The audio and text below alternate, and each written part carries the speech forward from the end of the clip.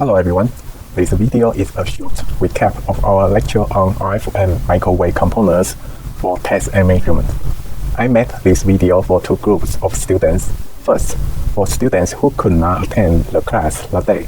Second, for students who attended the class but would like to review the main ideas again at their own pace. During the class, we also had a few good questions from students. I will include those questions in this video and answer them together with the review. One more note before we start. In the live class, we also had hands-on operation with the real radio frequency components and a wireless transmitter and receiver system demonstration. Because of recording and practical limitations, the hands-on demonstration is not included in this video. I apologize for that. So in this recap video, we will focus on the main concepts. What is an RF component? Why is microwave frequency different from low frequency? What do oscillators, amplifiers, mixers, and filters do?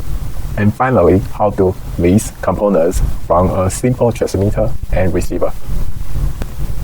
Let's start from ordinary electronic components. We see common components such as resistors, capacitors, inductors, diodes, and transistors. As low frequency, we often describe these components with simple circuit symbols and a wire is just a connection. But when frequency becomes high, the situation changes. We see radio frequencies and microwave frequencies. The important relationship is wavelength lambda equals C over F. Here, wavelength means the physical length of one wave cycle. C means the speed of light. F means frequency. So, when frequency increases, wavelength becomes shorter. At low frequency, the wavelength is very long compared with the physical size of the circuit. This is shown on this slide. We call this a lump circuit. The whole component feels the signal almost at the same time. But at high frequency, shown on here, the wavelength becomes comparable to the circuit size. Then the signal behaves more like a traveling wave. The middle line on the PCB is no longer just a wire. It becomes a transmission path. This is why RF and microwave circuits are very physical. Geometry matters, material matters, grounding matters, connector quality matters. Now we see many practical use RF components. They may look like a small metal back modules, connectors, antennas, or PCB assemblies. This line is the key. From the outside, an RF component may look like a simple sealed metal box, but inside, it has carefully designed microwave structures, metal lines, and different layers, wires, grounding structures, and package transistors. So we should not only ask what's inside this metal box. A better question is, how does electromagnetic wave travel inside this structure? This is the key difference between ordinary electronics and RF or microwave engineering. Now we move to the first core component, the oscillator. An oscillator creates a periodic signal in an RF system. It's like the heartbeat or clock of the system. This slide, we see an ideal oscillator in the time domain. The signal can be spoken as VLO of t equals VLO times cosine of omega LO times t. Here, VLO is the amplitude, omega LO is the angular frequency, t is time. In simple words, this is a clean sine wave that repeats again and again. We look at the same oscillator in the frequency domain. In time domain, the signal looks like a wave. In frequency domain, an ideal oscillator looks like a single sharp line, but real oscillators are not perfect. We see a practical oscillator measured by a spectrum analyzer. Oh my god, look at this, it's so ugly. The main signal is still here, but around it we may see phase noise, harmonic distortion, and spurious signals. Phase noise means the signal timing is not perfectly stable. In the frequency domain, these appears as noise around the main carrier. Harmonic distortion means we may see unwanted signals at 2 times, 3 times, or higher multiples of the main frequency. Superior signals are unwanted frequency components caused by practical imperfections.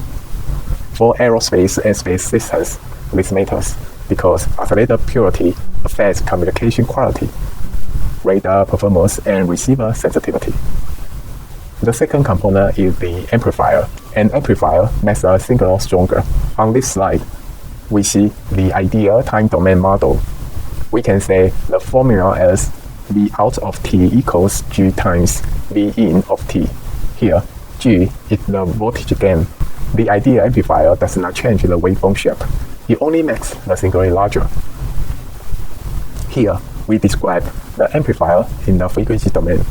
In RF engineering, we often use dB. So, the output power can be written as P out equals P in plus G in dB unit. This is one reason RF engineers like dB. In linear power scale, gain means multiplication, but in dB scale, gain becomes addition. For example, if the input power is minus 20 dBn and the gain is 10 dB, then the output power is minus 10 dBn. This slide shows a practical amplifier measurement. The main signal is amplified, but we also see a noise flow and possibly unwanted frequency components. In an ideal amplifier, only the wanted signal becomes larger. In a real amplifier, noise may also be added. If the amplifier is not perfectly linear, it may also generate harmonics or intermodulation products. Let's discuss an important practical limitation, nonlinearity. At small input power, the amplifier behaves almost like the ideal model, but when the inputs become too large, the amplifier cannot keep increasing the output forever. The output starts to saturate. The gain becomes smaller than expected. This is called gain compression or nonlinearity. For a transmitter, this is important because the power amplifier must send enough power but avoid distortion.